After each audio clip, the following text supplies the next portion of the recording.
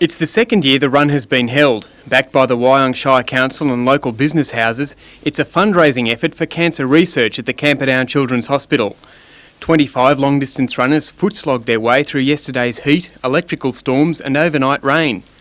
More than 23 hours after starting, their pace had slowed, but spirits remained high. Yanis Kouros inspired by bouzouki music.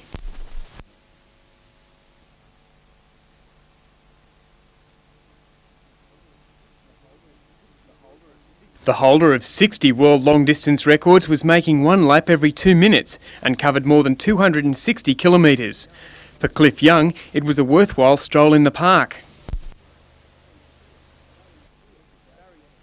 Barry Stewart was out to set a world disabled ultra-marathon record and had words of encouragement for young cancer sufferers. The pace quickened as the clock ticked to the finish. At the final gun, Stewart had his world record and the Camperdown Children's Hospital was $5,000 richer.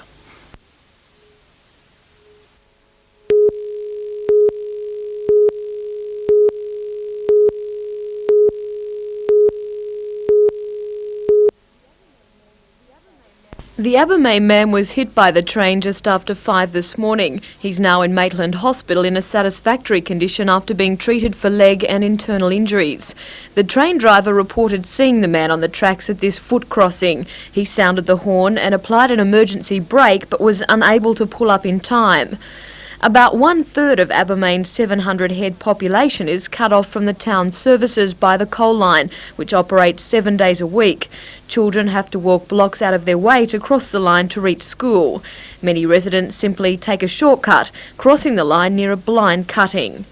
It's just too dangerous. Like, you could be standing there, like your little sister or anything could lose a thong and you could be standing there and a train could just easily come. Moves are underway to improve access to the town with a replacement bridge on the main road to Cessnock. It would incorporate pedestrian crossings and an underpass. But while money has been earmarked for the project, its completion is still a long way off. Plans to replace the bridge have been on the drawing board since 1929. Local Alderman Ted Plunkett voices residents' concerns. I think the State Rail can possibly fence off this area and highlight the hazards of crossing this particular spot.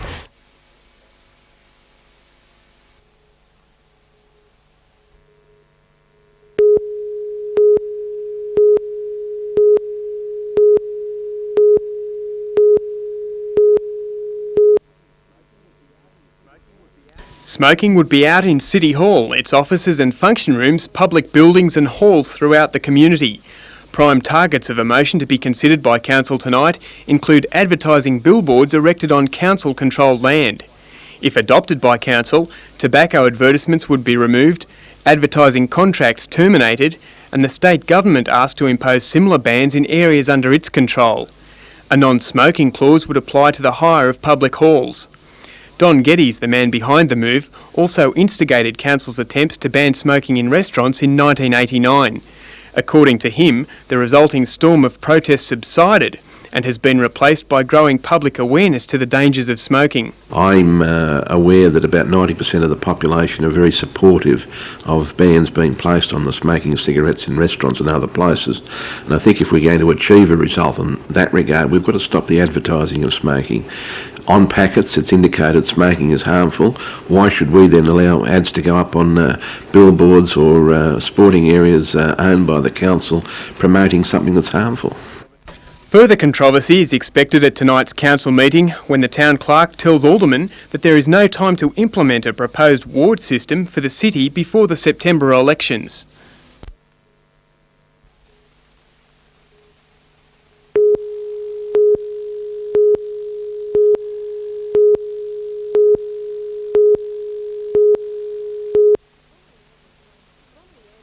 From the air, this 1 kilometre square site is a graveyard of native trees and shrubs. The damage is frighteningly obvious. It's one of the worst ones I've seen for its size. For the last 2 years, environmentalist Dale Cable has been monitoring the site and believes it's getting worse. Situated 500 metres from the Nora Head waste treatment plant, the site was once used to dump the area's sewage. But according to Wyong Shire Council, that was stopped 3 years ago. However, when heavy rain falls, the ocean outfall system has been known to overflow and the ponds are hit with the effluent. There is no easy or inexpensive remedy, and although Council guarantees the site is not being used as a regular dumping ground, Dale Cable believes the area of land involved is growing. It's changed over the last 2 years from when we used to fly over and ground inspect from 12 months ago. It's increased in size by about 25%. Tests taken of the pond water today reveal an extremely high level of both sulphate and phosphorus, which according to Mr Cable accounts for the sickly yellow colouring of the grass and reeds. Council admits the area is an eyesore, but says there is nothing they can do now the damage has been done.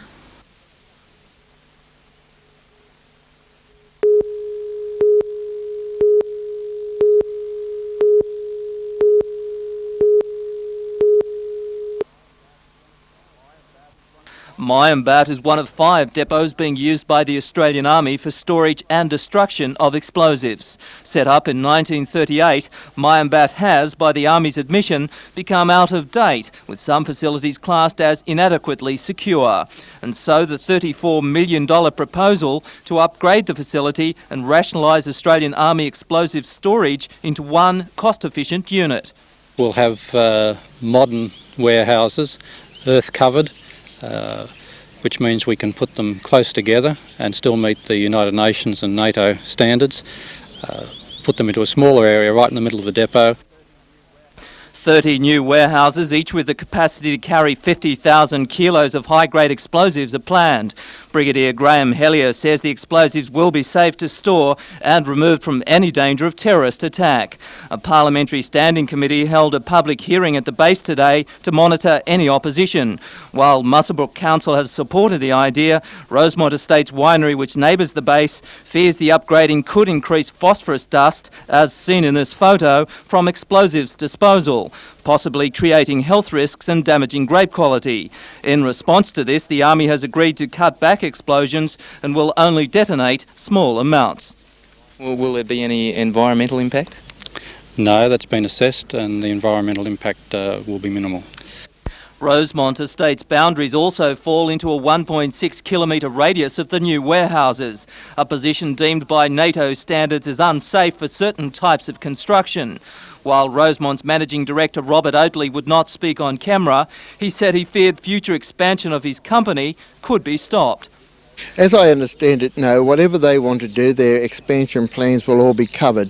The only time that they would run into difficulties would be if they were, say, putting a 3-storey building up there with considerable glass in it.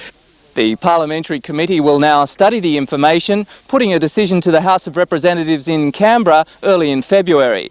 If the project gets the go-ahead, building will begin in July, with the finishing date expected in 1996.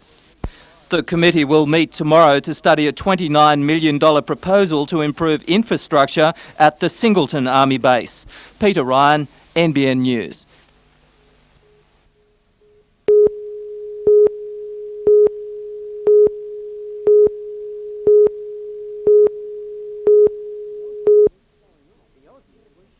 The Aussies were showing off their awesome surf skills at Merewether today. Ironman champ Darren Mercer says he'll be relying on those hoots of support to lift his performance in several unfamiliar events. I've been training for the R&R, which is a lot, nothing that I do all the time, but I enjoy it and I seem to sort of do okay in it, and hopefully the team will do well. We've been training pretty well, but it is a blast. It's something every surf lifesaver dreams of, representing their country, and once you put that Australian cap on, you put another 110% into it. Team spirit is vital for the Australians, who have every reason to feel complacent. The Kiwis have never won a Trans-Tasman Test match, but World Beach Sprint champion Darren Peters says the fear of letting teammates down will ensure everyone gives their best for the green and gold. You don't fear losing. In terms of your performance or whatever, you fear that you just let the blokes down in the overall point score and that the team may lose against New Zealand. Others facing a tougher test include female competitors Samantha O'Brien and Lisa Norris. The Kiwis fancy their chances in the women's events, but the Aussies are determined to keep their national pride intact. I've raced the board paddle before and beat her, and I think our swimmer is much better than their swimmer, so we'll go pretty well. NBN will televise all the surf action live from Merewether Beach on Saturday afternoon. Bruce Mackenzie, NBN News.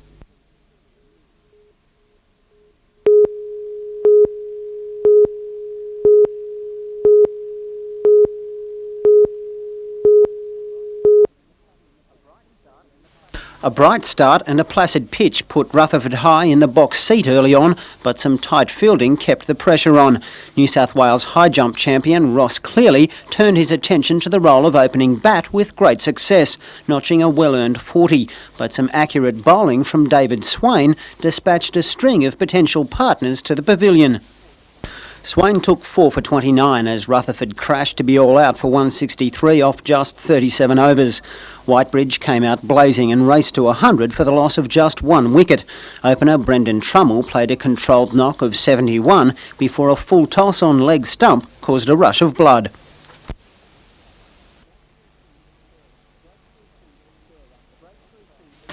The breakthrough seemed to spur Rutherford, and Craig Bullen took this blinder to get rid of Glenn Cooper. Wickets continued to tumble as Whitebridge edged ever closer to the total, but some sensible hitting from Adam Thompson and Colin Goodenough saw them safely home. Both sides have now qualified to contest the statewide Allen Davidson Shield.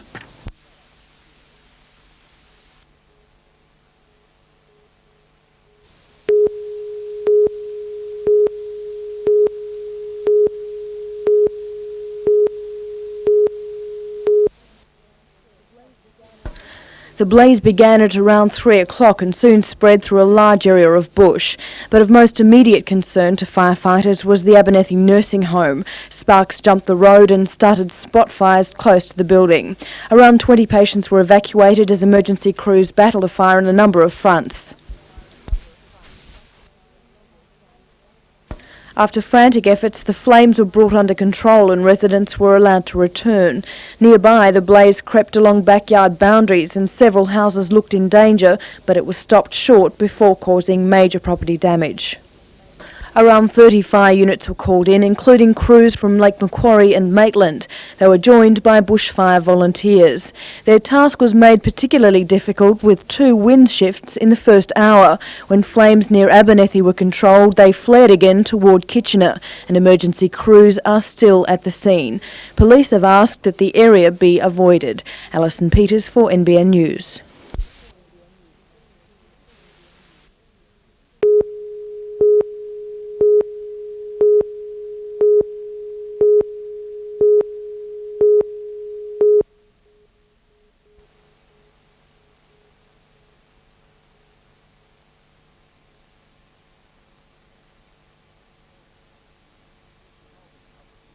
For Colburn publican Robert Hastings reckons being allowed to pour a beer gives him every reason to celebrate. It's taken us 6 years to get to do it, so I think it was a significant victory for us. After 6 court cases and about $350,000 in legal expenses, the full bench of the licensing court yesterday gave its approval to the Talawanta Public Bar. Mr Hastings is ecstatic, but nearby wine growers are less than pleased.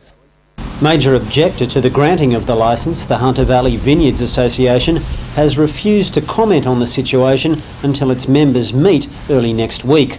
President of the association, David Hammond, has been quoted as saying he's disappointed with the decision, which he believes will attract a different type of person to the area. The publican remains unsure of their motives. I think the main thing that concerned them is the bottle shop that I was going to establish here, because it would be competition for their cellar door sales. I also think that they thought of the breathalyser coming into the area, which I admit, yes, it probably will, but it is a fact of life wherever you go out to. Mr Hastings says he'll continue to fight any further court action.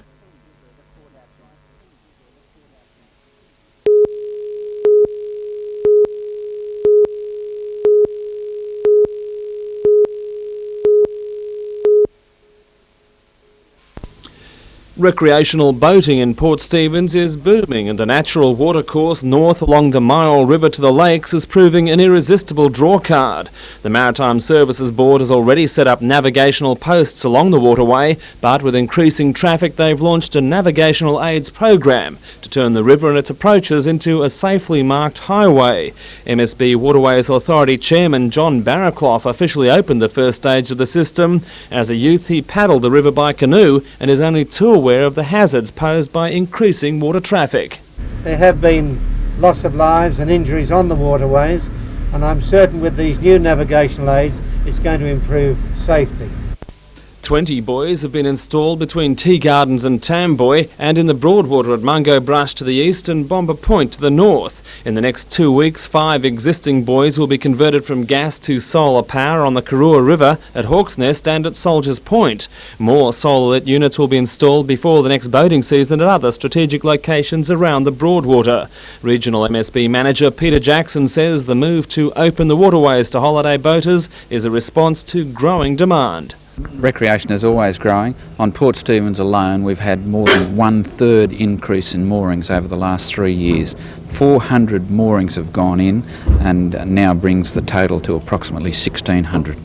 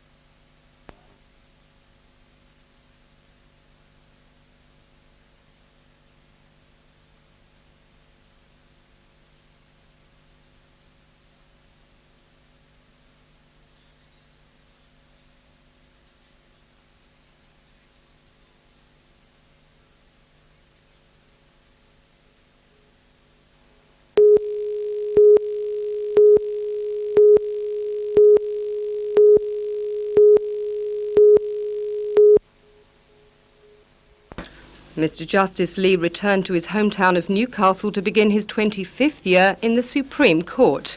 He said the large number of insolvency cases to be heard this year reflected the human misery and suffering in society caused by high interest rates. The judge said in the past few years the number of repossession cases heard had jumped from several hundred each year to 2,500 last year.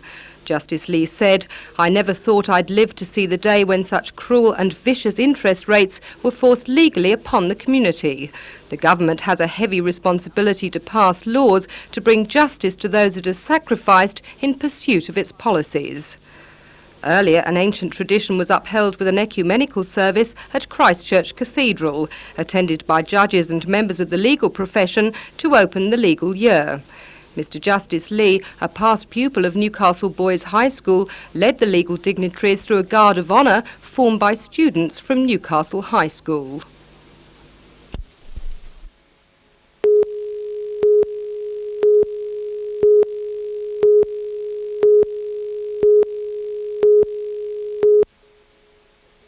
This is the second time Jeff Bromwich has been recognised for his work in the science field. Recently, he won the BHP CSIRO Teachers Award, the only New South Wales teacher to do so.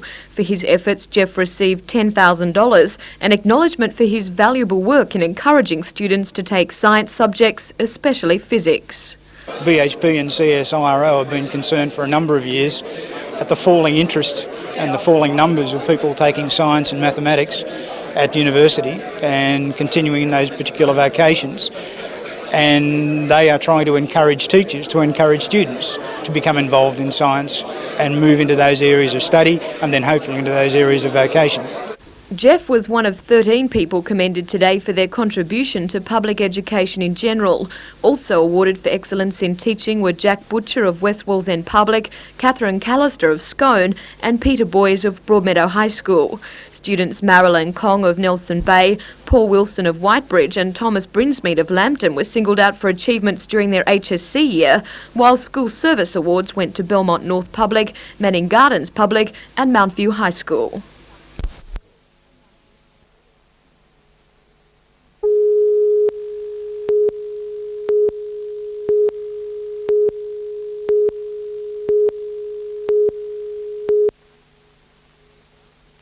10,000 students are expected to enrol here at Newcastle TAFE over the next few days, and there's similar queues at the Hunter's other 4 centres.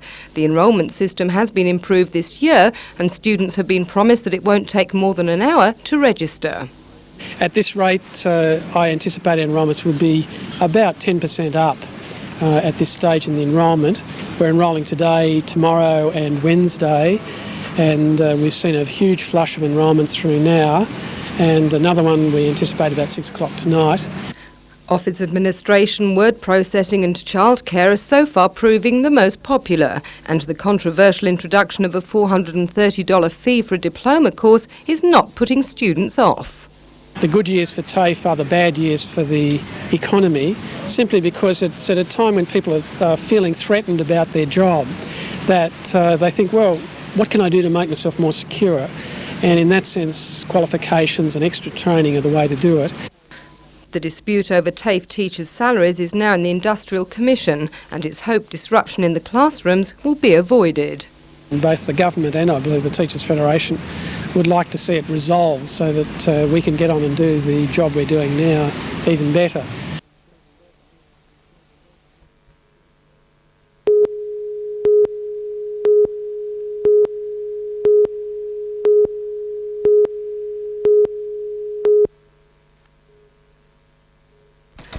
Eight of the mines are in the Lake Macquarie area and the northern central coast. Liddell State coal mine in the Upper Hunter is being sold separately. The 3,000 miners are opposed to the sale, fearing for their future job security. The union's case against the Electricity Commission, ELCOM and the Minister for Minerals and Energy was up for mention today, and a hearing date was fixed for the 26th of April. The unions are seeking a declaration that the minister has no power to sell the mines and are seeking an injunction to stop the sale. The United Mine Workers believe they have a 50% chance of winning the case. Meanwhile, the union has assembled a consortium of legal and financial experts to screen potential buyers if the court case fails and to advise on its own bid for equity in the mines. Rebecca Skinner, NBN News.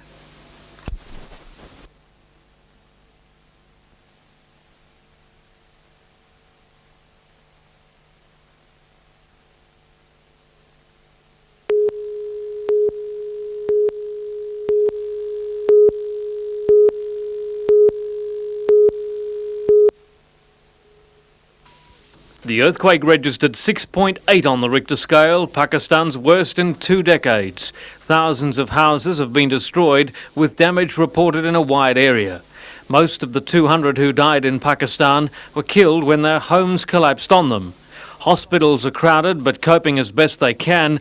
More than 500 people have been injured. The toll in isolated mountainous regions is feared to be much higher.